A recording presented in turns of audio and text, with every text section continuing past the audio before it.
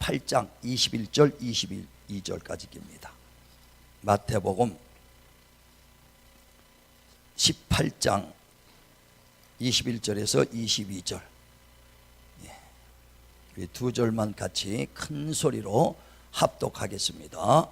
그때 베드로가 나와 이르되 주여, 형제가 내게 죄를 범하면 몇 번이나 용서하여 주리이까? 7번까지 하오리이까? 예수께서 이르시되 내게 이르노니 7번뿐만 아니라 7번을 70번까지라도 할지니라. 아멘. 오늘 마태복음 18장 21절에서 22절 본문의 말씀을 중심으로 이처럼 우리를 사랑하사, 이와 같은 제목으로 은혜를 나눌 때 진실로 하나님의 사랑이 무엇인지 우리가 깊이 깨닫길 주의 이름으로 축원을 드립니다. 우리가 신앙생활에도 주님의 사랑을 알아야 주의 마음을 알고 주님의 뜻을 알게 돼 있어요. 내가 아무리 열심을 한다 할지라도 주의 마음을 알지 못한다면 주님을 흡족하게 못 해드리거든요.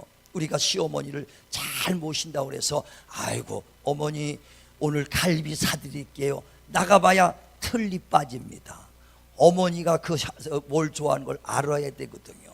우리가 옷을 한 벌 사다 드려도 어머니가 좋아하는 게 뭔지를 알고 했죠. 아유, 나이 드셨으니까 국방색으로 하나 좋은 거 사드리죠. 아니요, 연세 들어도 빨간 거 좋아하시고 노란 거 좋아하는 거 믿으시길 바랍니다. 이와 같이 알고 섬겨야 정말 흡족한 것처럼 우리가 주님의 사랑을 알아야 주의 마음을 알고 정말 주님의 그 뜻을 알아요. 그래서 이처럼 하나님이 우리를 사랑하사 독생자를 보냈으니 이처럼에는 많은 뜻이 내포되어 있습니다. 그 이처럼 사랑하신 그 하나님의 사랑, 그래서 독생자를 보냈으니 그래 그 이처럼 사랑하신 하나님의 그 사랑을 알아야 된다는 겁니다. 우리가 성경에 주님이, 제자들이 그렇게 주님을 쫓아다녀도 주의 마음을 모르니까 주의 엉뚱한 행동을 할 때가 너무 많거든요.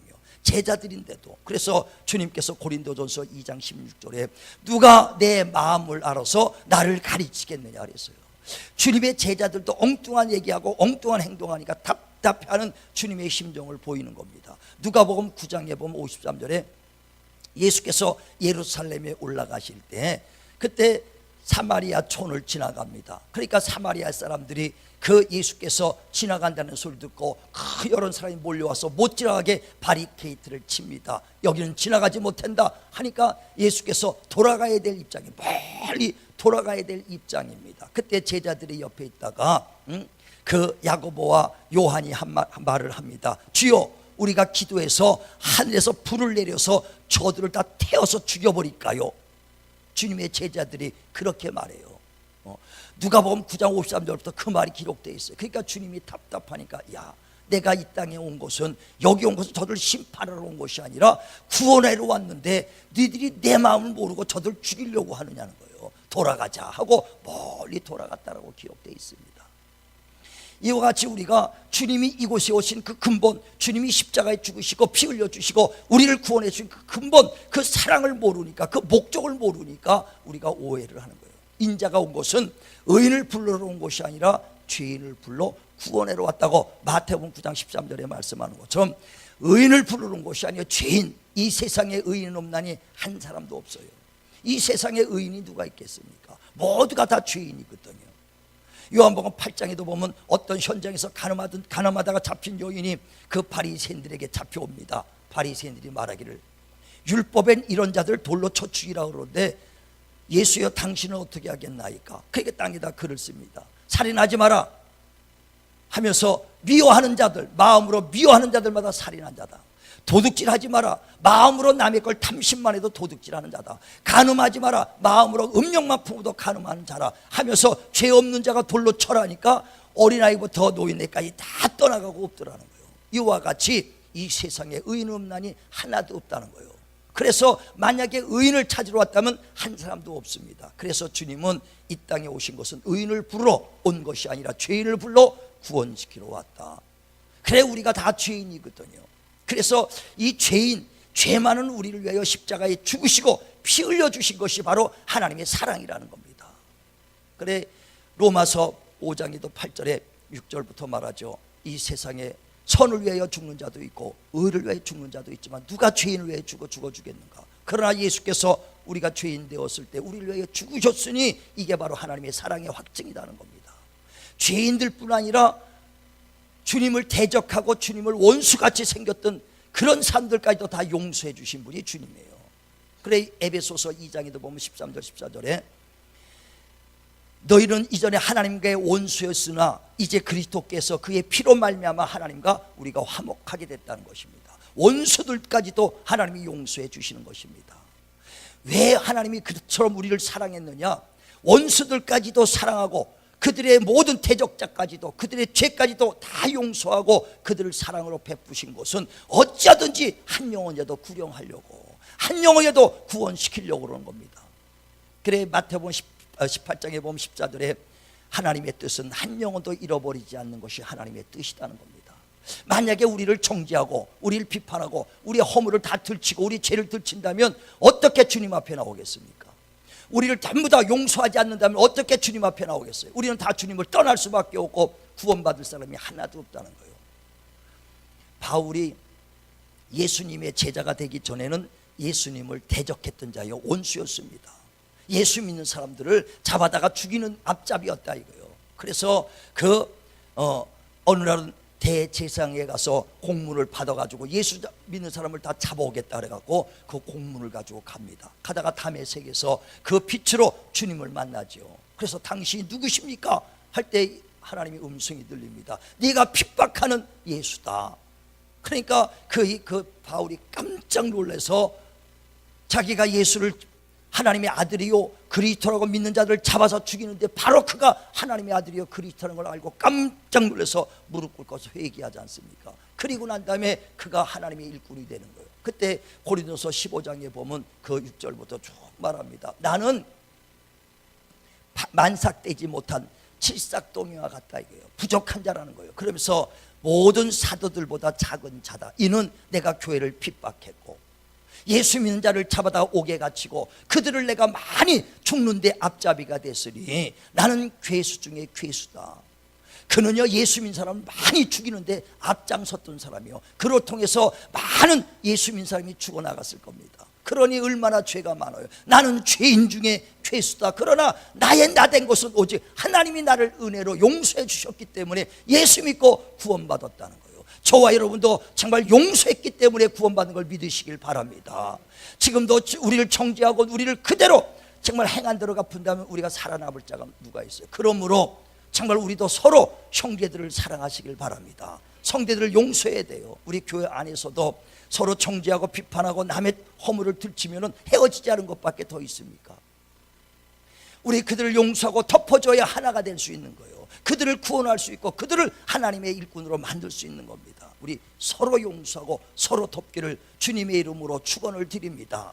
그래 오늘 본문에 베드로가 주님께 와서 말하죠. 주여 형제들이 나한테 잘못하고 죄를 짓고 와서 돌아와서 용서해 달라면 몇 번이나 용서해 줄까요? 그랬어요. 그때 몇 번 해라고요?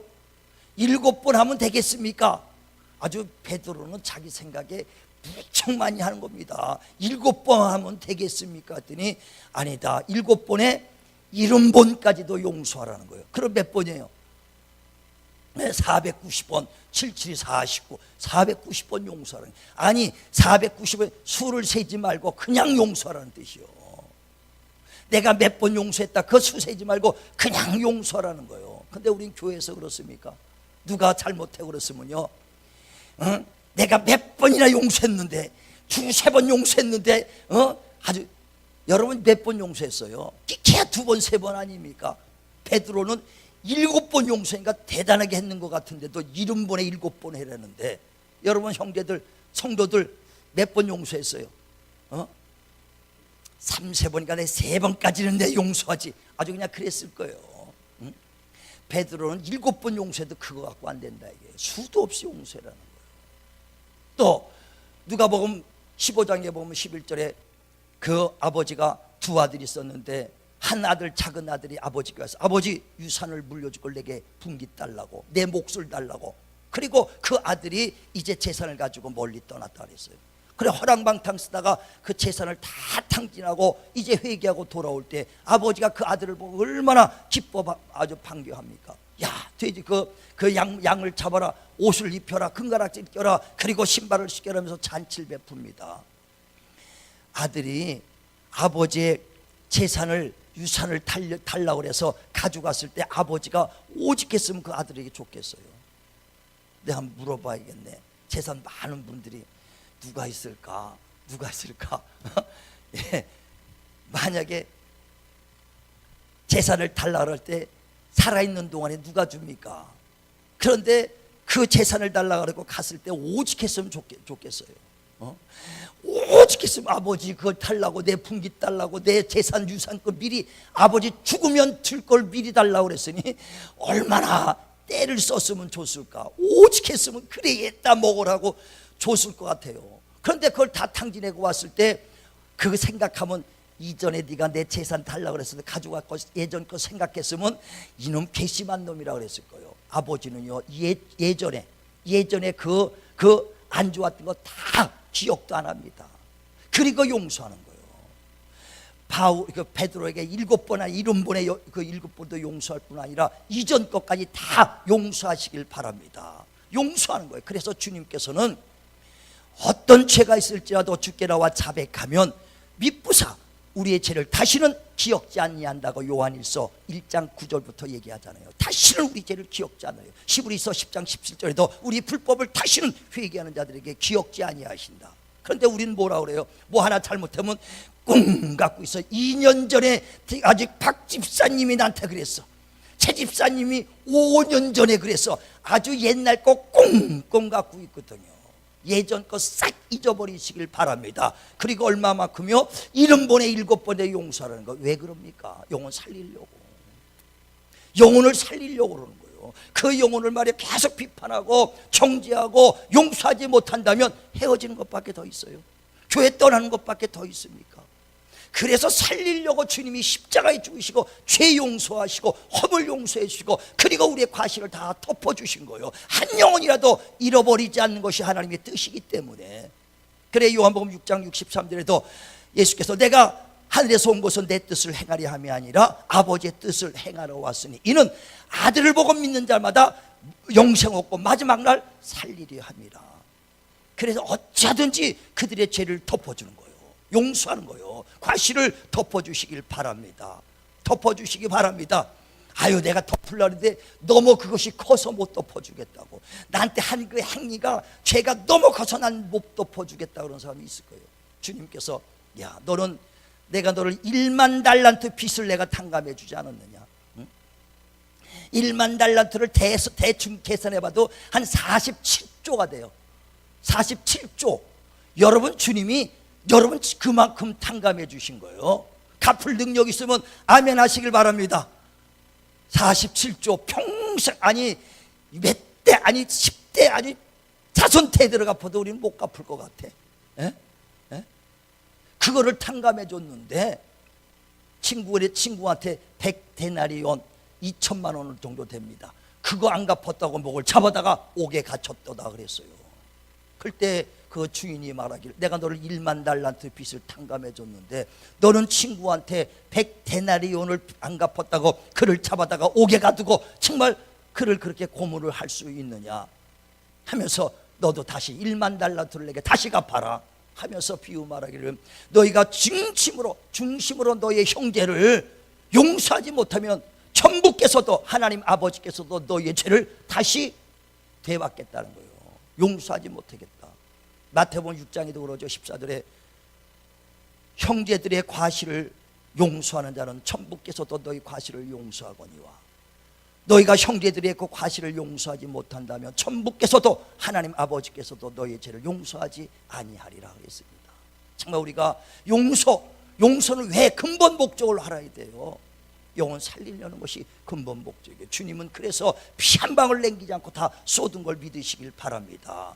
우리가 죄와 허물로 영원히 죽고 영원히 지옥 갈 수밖에 없는 우리를 위하여 주님이 피 흘려 주셨으니 우리는 깊은 그 은혜를 믿음으로 하나님의 구원받은 자요, 정말 하나님의 사랑받은 자요, 하나님의 자녀인 걸 믿으시길 바랍니다. 믿으시길 바랍니다. 그래서 내가 하나님을 먼저 사랑한 것이 아니라 하나님이 우리를 먼저 사랑했다는 거예요. 구원받은 자들은요, 우리가 의로워서 구원받은 게 아닙니다. 내가 경건해서 구원받은 게 아니에요. 죄가 있습니다. 영원히 지옥 받을 수밖에 없어요. 그러나 우리를 사랑하셔서 주님이 대신 피 흘려 주셨으니 내가 하나님을 사랑한 것이 아니라 하나님이 먼저 우리를 사랑한 걸 믿으시길 바랍니다. 그래서 우리는 하나님의 사랑에 빚진 자라고 그러는 거예요. 뭘 빚졌다고요? 사랑에 빚진 자다. 내가 먼저 사랑한 것이 아니라 하나님이 나를 사랑했으니 사랑에 빚진 자예요. 그래서 우리는 그 사랑의 빚을 갚아야 되는데 주님이 나한테 갚지 말고 내 형제들을 사랑하라. 이게 빚 갚는 거라는 거예요. 형제들을 사랑하시길 바랍니다. 그래서 요한일서 4장 8절에 하나님은 사랑이다 말하면서 10절부터 하나님이 너희를 먼저 사랑했지 너희가 하나님을 먼저 사랑한 것이 아니다. 그러므로 너희는 사랑에 빚진 자니 그러므로 서로 사랑하라. 서로 사랑하라는 거예요. 내게 갚을 빚을, 성도들을 서로 사랑함으로 그 빚을 갚으라는 겁니다. 그게 바로 새 계명이 아닙니까? 요한복음 13장에도 보면 34절에 내가 너에게 새 계명을 말하노니 내가 너희를 사랑한 것처럼 서로 사랑하라. 이것이 나의 그 새 계명이요, 정말 그 새 계명을 지키는 자가 나의 제자다 그랬어요. 우리 성도 서로를 사랑하시길 바랍니다. 사랑하시길 바랍니다. 자, 한번 보세요. 요한일서 4장 10절. 요한일서 4장 10절. 요한일서 4장 10절. 자, 같이 읽습니다. 시작. 사랑은 여기에 있으니 우리가 하나님을 사랑한 것이 아니요 하나님이 우리를 사랑하사 우리의 죄를 속하기 위하여 화목제물로 그 아들을 보내셨습니다. 사랑하는 자들아, 하나님이 이같이 우리를 사랑하셨은즉 우리도 서로 사랑하는 것이 마땅하도다. 예, 너희가 나를 사랑한 것이 아니라 하나님이 내가 너희를 먼저 사랑했으니 그러므로 너희 사랑에 빚졌으니 너희는 서로 사랑하라는 거예요. 그게 서로 형제를 사랑하는 것이 하나님의 빚 갚는 거요, 하나님을 사랑하는 것입니다. 그런데 만약에 우리가 하나님을 사랑한다고 형제를 미워하면은 거짓말하는 자라. 자, 또 20절부터 보세요. 20절 21절 시작. 누구든지 하나님을 사랑하노라 하고 그 형제를 미워하면 이는 거짓말하는 자니 보는 바 그 형제를 사랑하지 아니하는 자는 보지 못하는 바 하나님을 사랑할 수 없느니라. 우리가 이 계명을 주께 받았나니 하나님을 사랑하는 자는 또한 그 형제를 사랑할지니라. 예, 형제를 사랑하는 것이 하나님을 사랑하는 것이고 그게 하나님께 빛을 갚는 거예요. 사랑의 빛을. 여러분, 내 자녀가 잘났든 못났든 그 부모는요 자식을 이쁘고 사랑합니다. 아무리 사랑저 하더라도 못나도 아주 왜 이렇게 잘났어, 아주 자기 보기에는 잘났거든요. 근데 만약에 옆에 사람이 아유 왜 애가 그렇게 생겼어, 이상해, 왜 말 안 듣고 막 이러면요 괜히 그 사람 미워져. 근데 내가 좀 못난 거 알아도 참 이 자식이니까 이쁜데 옆에 사람이 아유 애들 잘 키웠어, 애 참 이쁘고 뭐 착하고 막 하면서 용돈까지 주면요 괜히 그 사람이 이뻐진다니까.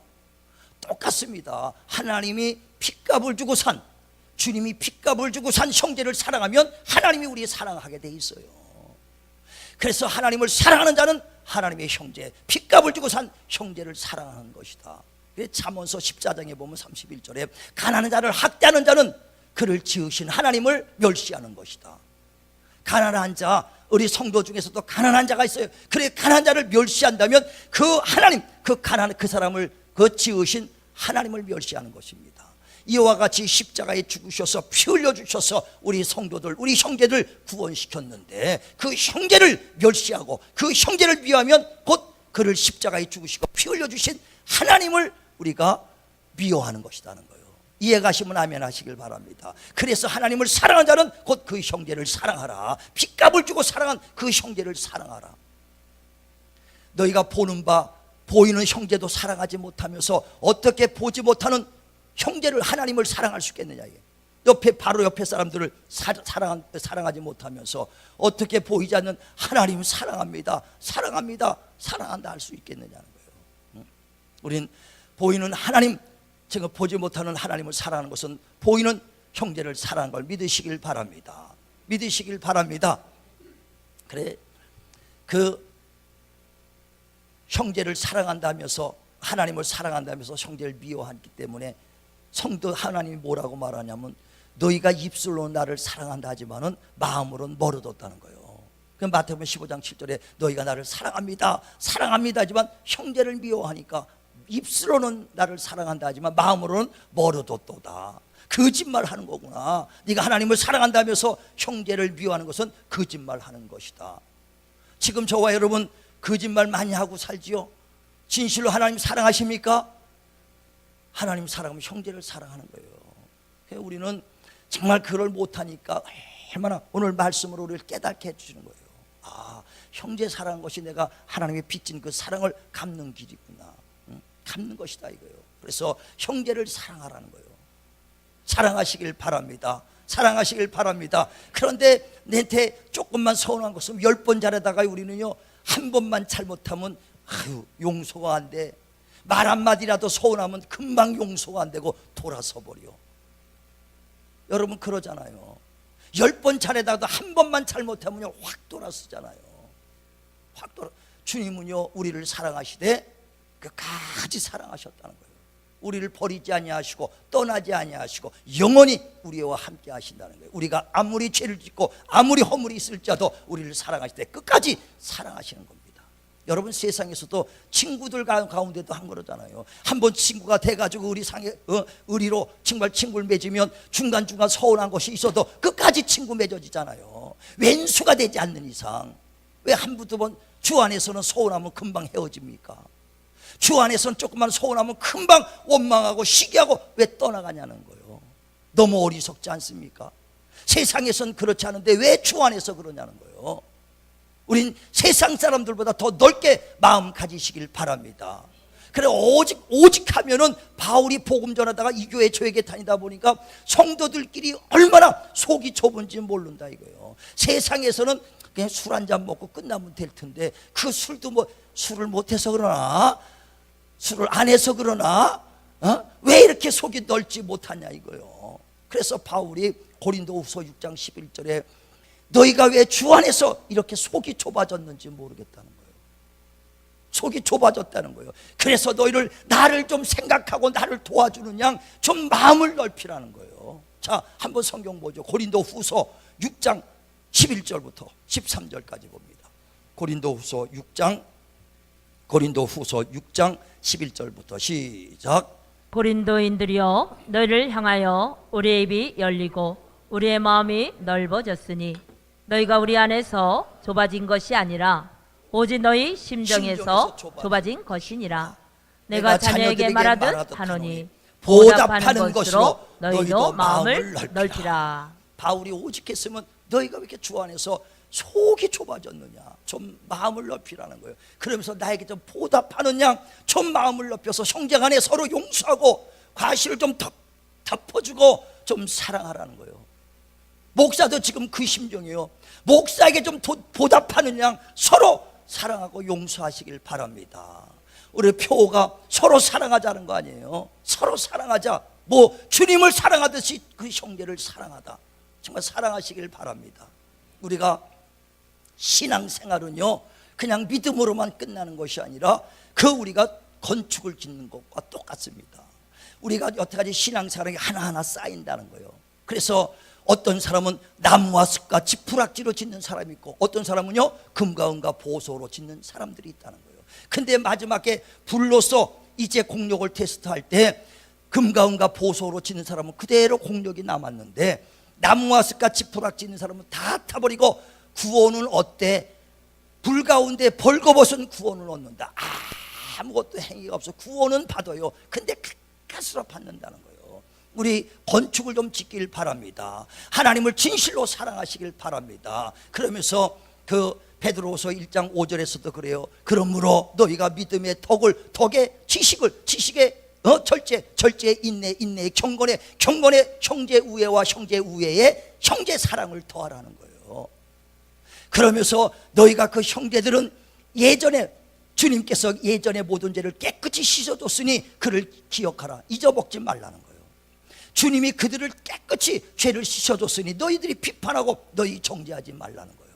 하나님이 핏값을 주시고 사신 그 영혼들 정말 그들을 사랑해서 그들의 죄를 덮었는데 그들의 죄를 들먹이지 말라는 것입니다. 그들을 사랑하시길 바랍니다. 그들을 정말 덮을 때 그때 넉넉히 천국에 들어가리라. 어떤 사람은 계속 비방하고 정죄하고 해서 구원은 어때냐 턱걸이해서 들어가는 사람이 있을지도 몰라요. 믿음의 덕의 지식의 절제, 절제의 인내의 절제의 인내의 그 경건의 형제 우애의 사랑을 더하라. 그리하면 넉넉히 천국에 들어가리라. 할렐루야. 정말 간신히 벌거벗는 구원이 아니라 넉넉히 들어갈 수 있도록 형제 우애의 사랑을 더하라. 그들은 주님이 예전의 죄를 깨끗이 씻어줬다. 그걸 잊지 말라는 거예요. 내가 정죄할 우리 상대가 아니에요. 우리 성도들, 우리 형제들 내가 정죄하고 할 상대가 아니라는 겁니다. 서로 사랑하시길 바랍니다. 그래서 정말 주님이 이처럼 사랑하신 큰 사랑을 알라. 주님이 우리를 이처럼 사랑하신 사랑을 알아서 주님을 더욱 사랑하시길 바랍니다. 주님을 더 사랑하시길 바랍니다. 그러면 뭐예요? 형제를 더 사랑하는 거예요. 우리 주님 더 사랑하랴. 주님을 더 사랑하리라. 내 평생 주님을 더 사랑하리라. 내 평생 주님을 더 사랑하리라. 다시 말하면 내 평생 형제를 사랑하고 용서하고 과실을 더 부리라는 거예요. 자, 내 평생 주님을 더 사랑하리라. 세 번 시작. 내 평생 주님을 더 사랑하리라. 내 평생 주님을 더 사랑하리라. 내 평생 주님을 더 사랑하리라. 예, 형제를 사랑하자는 겁니다. 정말 형제를 더 사랑하는 저와 여러분 되길 주의 이름으로 축원을 드립니다.